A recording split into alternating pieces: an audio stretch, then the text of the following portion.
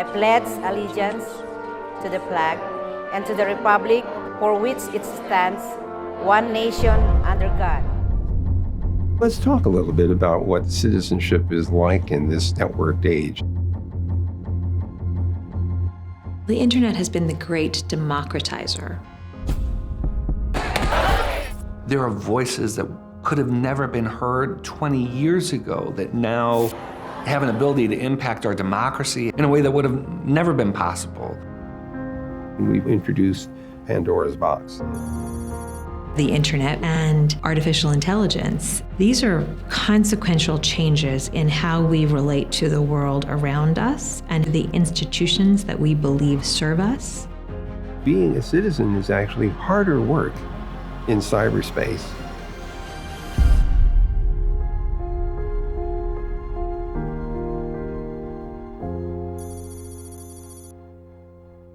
Citizenship to me is the active participation of an individual in the organizing construct of social or political institutions in their community. It sounds obvious to say, but citizenship is not an individualistic endeavor, and it's not supposed to be only internally focused. The ideal citizen will find a way to invite people who politically they disagree with into the political conversation because they realize that politics is not just about them. It's not just about what they need. It's about the community together. A citizen with a moral conscience will say no or yes to things that are against their personal interests because it is in line with what is beneficial for the community, in line with the common good. The internet and internet portals make people feel and actually be more connected to decision makers and lower the barriers between people in positions of power and people who live far, far away from Washington, D.C., for example. But even more, that we now have information at our fingertips, we all need to exercise our duty of care to the democracy. People are realizing that I think we have taken some of our fundamental institutions of democracy for granted. I think there is an energy around not only federal but state and local governance as well. We all are very much aware that we're going to be judged on our ability. In a representative democracy, you don't choose to have political influence. You're invested in it just by virtue of being a citizen. In the modern era, there's sort of responsibilities as direct as ever, given the innovations that allow for really clear ways of input from the public into the political process. Hundreds of thousands strong demonstrators today in Caracas. The internet has broken down geographic barriers, has broken down traditional constructs of government and nationality in potentially very positive ways. It's also scary for people who run governments and who want to continue to maintain control over their geographic boundaries and citizens within that limitation. This is all hands on deck for not only democracy, but for citizenship in whatever structure you're operating in.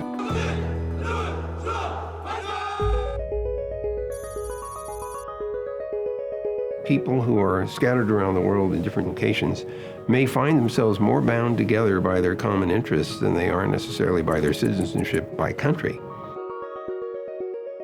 Netizen is a wonderful term for that. If you're a netizen, anyone is a neighbor. I think it puts substantial obligations on the part of people who are heavily engaged in the online world. Because whatever you do and say can have a very material impact on a human being, you should feel responsible to think about what you're doing and what the impact is. I see us as having provided recipes for the infrastructure and the freedom to build and connect. Figuring out how people decide to take on board moral obligation is way beyond technology. This is a sociological question, it's not a technological one. Our network allows a sort of feigned community, the ability to hint at personal understanding without the actual relationship being there.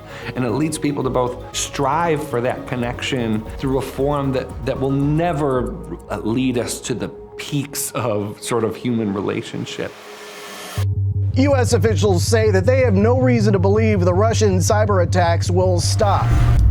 There are forces and interests that see those very communities building and are finding ways to manipulate them for their own purposes. Well, Google has uncovered evidence that Russian operatives bought ads on YouTube, Gmail, and other platforms during the 2016 presidential election. Certainly, the 2016 elections demonstrate this big hazard.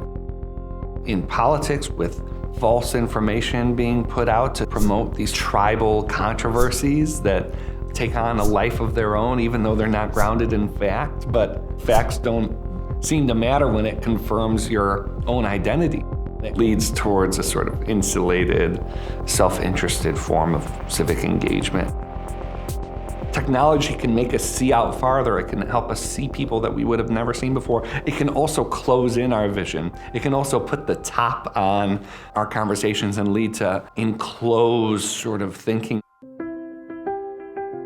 But the ideal citizen in this age will be able to build up the sort of internal resources to transcend that.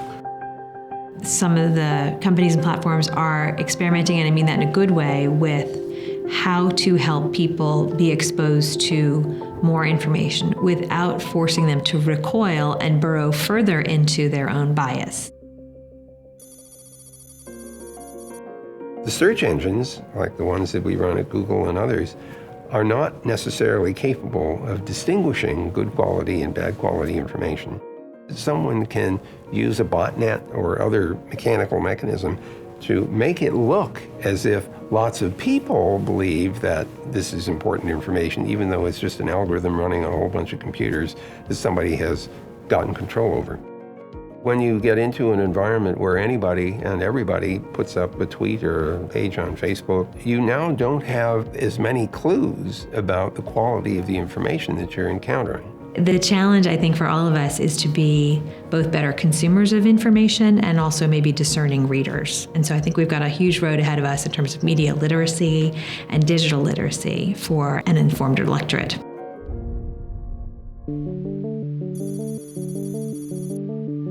I'm not sure AI is either necessary or unnecessary. I think it is inevitable. Technology in the AI age has provided great capacity to create for the good. We see the mechanisms doing extremely useful things, powerful things, dealing at scale that you and I couldn't handle on our own. Speech understanding has improved dramatically with the introduction of machine learning. How many feet in a mile? 5,280 feet. Think of the things that we've done with machine learning that help us identify various medical conditions. It is easy to imagine humans relying on computer-based analysis and decision in the belief that that's more accurate than any human being could do. Very deep machine learning mechanisms have also been shown to have brittleness in them. We have instances where the machine has tried to classify an image and they decide it's a cat or a dog or a kangaroo or something. But altering just a few pixels of the input image can cause the machine algorithm to announce it's a fire truck. Now, human beings make mistakes too, and so we should not allow ourselves to say that perfection is the only acceptable use of these kinds of algorithms, but always recognizing that the algorithms might in fact be either biased or brittle. Embedded in not only the algorithm, but the architecture and the infrastructure of these systems are eventually the biases of the creators themselves. That's not an aha, that's not a great revelation, nor is it even a criticism. It is simply, and is, that we all come to the table with our worldview formed by who we are and where we've come from. Are these devices we are creating and embedding in our lives, are they serving all of our needs, and are they serving equality and democratic principles? Or are they embedding and reinforcing biases that we all have clung to for many years of our lives? There can be a dehumanization that takes place when people are sort of boiled down to the data points that are available to decision makers. For example, if you're trying to get a loan from a bank, it might have an algorithm that decides based on what it knows about you that you shouldn't get a loan because the algorithm thinks that you're not capable of repaying the loan. So we're actually sort of creating profiles of people. And I'm not just talking about advertising, I'm talking about marketing. This has reached into medicine. I mean, this is modern life. I think being steered by algorithms is not the best course for us.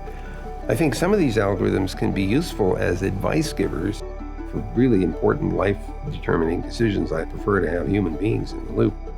I think all citizens need to be educated, simply even knowing that the algorithm could have bias, or that this device that you're putting in your house might be collecting information about you and used to make judgments about you. We need more awareness about the consequences of what we are adopting in our daily lives. The internet is getting bigger and bigger and more ubiquitous. That's the one thing that makes this network so unusual. It wasn't designed to do anything in particular. I had wished that this online world would highlight for everyone how codependent we are on each other's actions. And I still hope it can draw people's attention to the consequences of their actions on others, not just in their own countries, but on the planet. The potential, I think, for internet-enabled technologies to further democratic institutions of governance and the greater good is still unparalleled. The challenge is making sure that we all agree on what that greater good looks like. It really depends on what appetites the people have, what they're most eager to say yes to, and what they're willing to say no to. I believe that people have been made sensitive to the conditions of their neighbors that they would have never had access to. But I do think there have been tremendous gains through technology of developing people's moral conscience. The network does not force us to work together. It doesn't force us to reason together. It merely provides the potential to do that.